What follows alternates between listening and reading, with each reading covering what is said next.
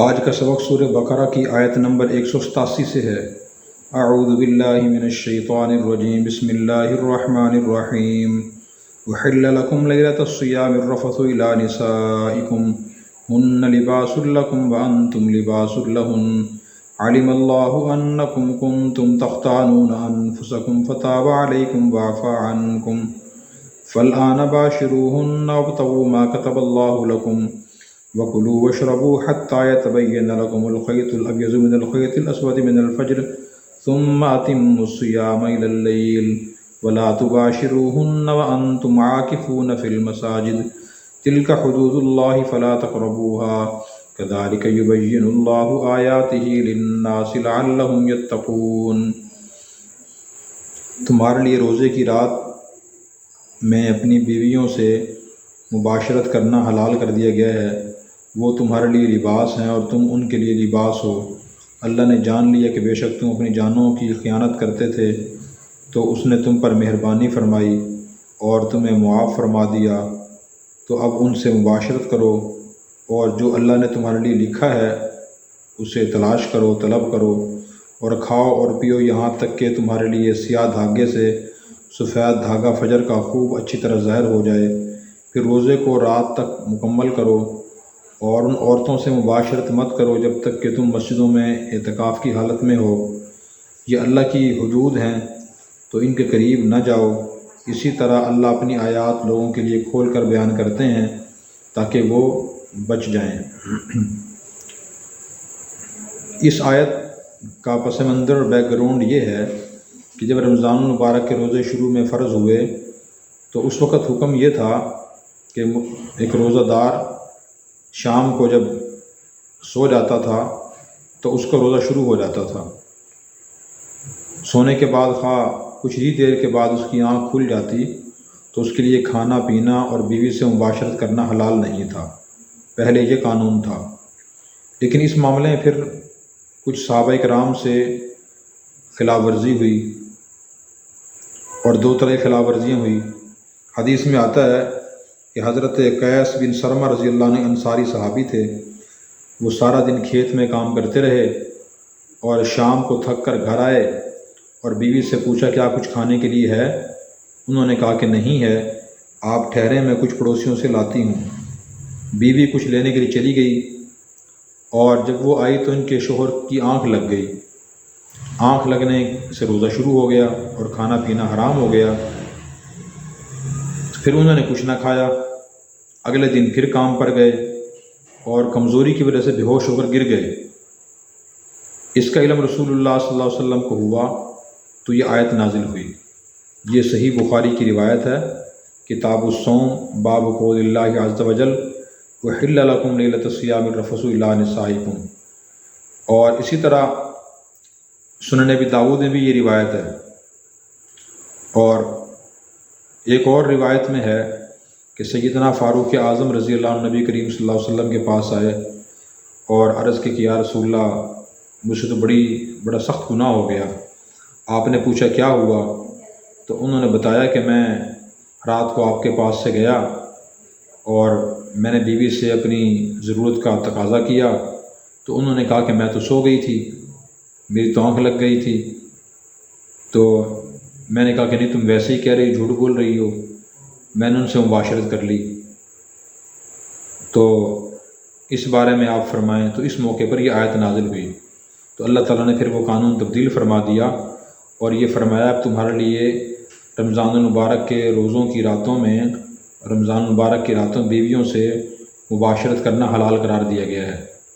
اب وہ قانون نہیں رہا۔ قانون یہ ہے کہ صبح صادق تک کوئی شخص ان بیوی سے مباشرت بھی کر سکتا ہے رمضان المبارک کے مہینے میں، اور سونے سے روزہ بھی شروع نہیں ہوگا۔ تو ان الفاظ سے یہ معلوم ہوا کہ اللہ تبارک و تعالیٰ نے جتنے بھی مسائل بتائے ہیں، قوانین بنائے ہیں، ان میں کوئی قانون بھی ایسا نہیں ہے جو بندے کے اختیار سے باہر ہو اور عمل کرنا بہت مشکل ہو۔ جہاں جیسی مشکل پیش آئی اللہ تعالیٰ نے قانون تبدیل فرما دیا۔ اب جو قوانین ہیں وہ سارے ایسے ہیں جن پر ایک مسلمان اور ایک انسان آسانی سے عمل کر سکتا ہے۔ لہذا کوئی مسلمان یہ نہ کہے کہ دین بہت مشکل ہے، جیسے بعض نواقب مسلمان کہہ دیتے ہیں کہ یہ دین پر عمل کرنا تو بہت مشکل ہے، دین پر عمل کرنا آسان ہے۔ پھر اللہ تعالیٰ نے فرمایا کہ وہ عورتیں تمہارے لیے لباس کی طرح ہیں، تم ان کے لیے لباس کی طرح ہو۔ اس کا مطلب کیا ہے؟ اس کا مطلب یہ ہے کہ جیسے لباس جسم کو چھپاتا ہے، تو اسی طرح میاں بیوی بھی ایک دوسرے کے عزت اور تقدس کی حفاظت کا ذریعہ بنتے ہیں۔ اگر میاں بیوی نہ ہوتے، یعنی مرد کے لیے بیوی نہ ہوتی، بیوی کے لیے شوہر نہ ہوتا، تو وہ ناجائز طریقے سے خواہش پوری کرتے تو گناہ ہوتا۔ اور دوسرا مطلب اس کا یہ ہے کہ جیسے لباس جسم میں قریب رہتا ہے، اسی طرح میاں بیوی کو بھی ایک دوسرے کے قریب رہنا چاہیے، بغیر کسی معقول بڑی وجہ کے دور نہیں جانا چاہیے۔ اور تیسری اس تشبیہ کا مطلب یہ ہے کہ جیسے لباس پہننے والے کے لیے زینت کا باعث بنتا ہے، اسی طرح میاں بیوی بھی ایک دوسرے کے لیے زینت کا باعث بنے۔ کیسے؟ کہ وہ ایک دوسرے کے لیے جائز حد تک خوبصورت بن کر رہیں، صاف ستھرے ہو کر رہیں۔ آج کل جو بد نظری کی وبا عام ہے مردوں میں، اس کی بڑی وجہ یہ بھی ہے کہ گھر میں خواتین صاف ستھری ہو کر نہیں رہتی، اور جب باہر جاتی ہیں دوسروں کے گھر تو بہت صاف ستھری ہو کر جاتی ہیں۔ حالانکہ دین کی تعلیم اس کے الٹ ہے کہ عورت شوہر کے سامنے صاف ستھری ہو کر رہے، اور جب باہر جائے تو وہ غیر مردوں کے سامنے صاف ستھری ہو کر کہ بہت ذرا چمک دھمک کر نہ جائے، زیب و زینت کر کے نہ جائے، یہ منع ہے۔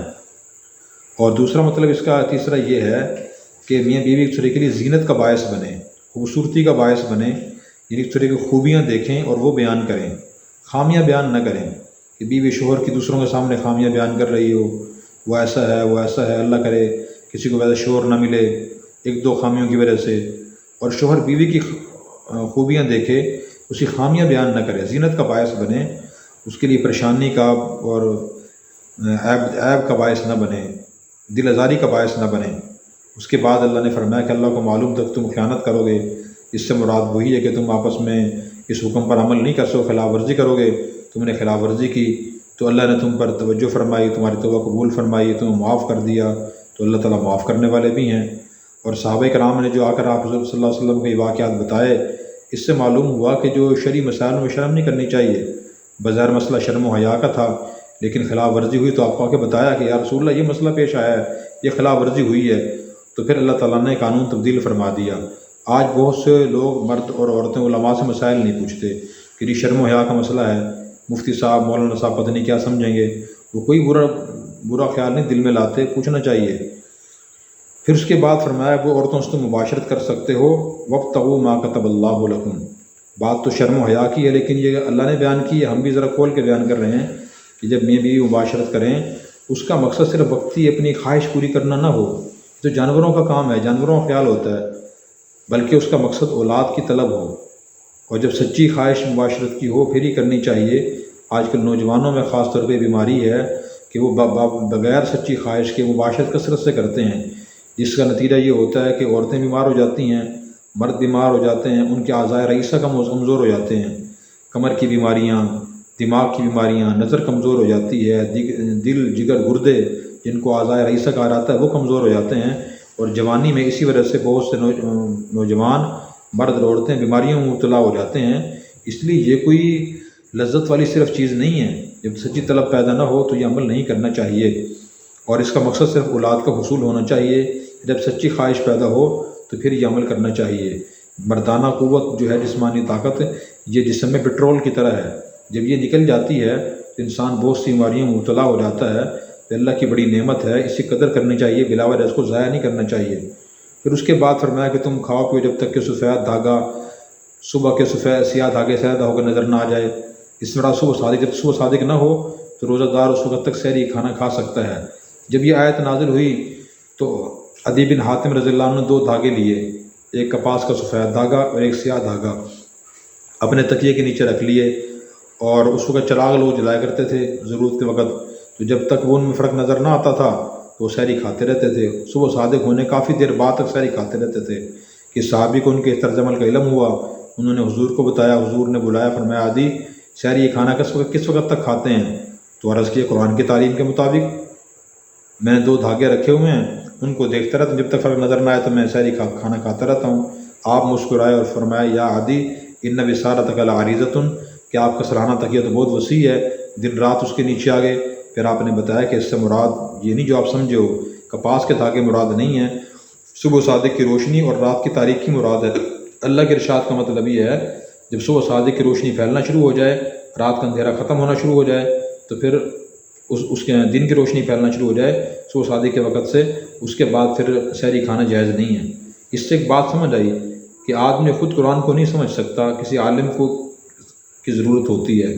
صحابی رسول تھے، ان کی مادری زبان عربی تھی، لیکن قرآن کریم سمجھنے میں مغالطہ ہو گیا، تو اس لیے کہ عالم کی ضرورت بھی ہے۔ لوگ کہتے ہیں علماء سے کیوں پوچھیں، میں خود پڑھ سکتا ہوں، ترجمہ لکھا ہوا ہے، تفسیر لکھی ہوئی ہے، تو اس سے کچھ نہ کچھ فائدہ ہوتا ہے، غلط فہمی پیدا ہو جاتی ہے، جیسے صحابی رسول کو ہوئی ہے۔ اللہ تعالیٰ نے بھی کتابیں بھیجی، انبیاء ہی بھیجے، معلوم ہوا سمجھانے والے کی بھی ضرورت ہے، آدمی خود نہیں سمجھ سکتا۔ اگر یہ کافی ہوتا تو اللہ کتابیں بھیجتے، انبیاء نہ بھیجتے۔ پھر فرمایا کہ روزہ رات تک پورا کرو، سورج غروب ہو جائے روزہ ختم ہو جائے گا۔ پھر فرمایا کہ عورتوں سے تم مباشرت نہیں کر سکتے جب تم اعتکاف کی حالت میں ہو، تو اعتکاف کی حالت میں عورت سے مباشرت کرنا جائز نہیں ہے، خاص طور مسجد میں۔ بھائی اللہ کے حدود یعنی قریب نہ جاؤ، اور اللہ تعالیٰ تمہارے سامنے اپنی آیات کھول کھول کے بیان فرما رہے ہیں تاکہ تم بچو۔ اس سے معلوم ہو دین کا علم حاصل بھی کرنا چاہیے تاکہ آدمی کو پتہ ہو کہ اللہ کے حدود کون سی ہیں اور کس حد تک ہم کون سا کام کر سکتے ہیں اور کس حد کے بعد کون سا کام منع ہے۔ بہت سے لوگ دینی علم کی مخالف ہوتے ہیں، کہتے ہیں لکھ پڑھنے کا کیا فائدہ، بہت سے پڑھے لکھے ہم نے دیکھے عمل نہیں کرتے۔ وہ بھئی عمل تک پہنچنے کا راستہ علم ہی ہے، کچھ لوگ عمل کرتے ہیں، کچھ لوگ عمل نہیں کرتے۔ علم خود بے عملی کی دعوت نہیں دیتا، وہ علم عمل ہی کی دعوت دیتا ہے۔ اس لیے اللہ کی صفت علم ہے، انبیاء کی صفت علم ہے، اللہ کے اولیاء کی علماء کی صفت علم ہے۔ علم بری چیز نہیں ہے، جو علم حاصل کر کے عمل نہیں کرتا اس کا عمل نہ کرنا برا ہے، علم حاصل کرنا برا نہیں ہے۔ اللہ تعالی ہمیں سمجھ عمل کی توفیق عطا فرمائے۔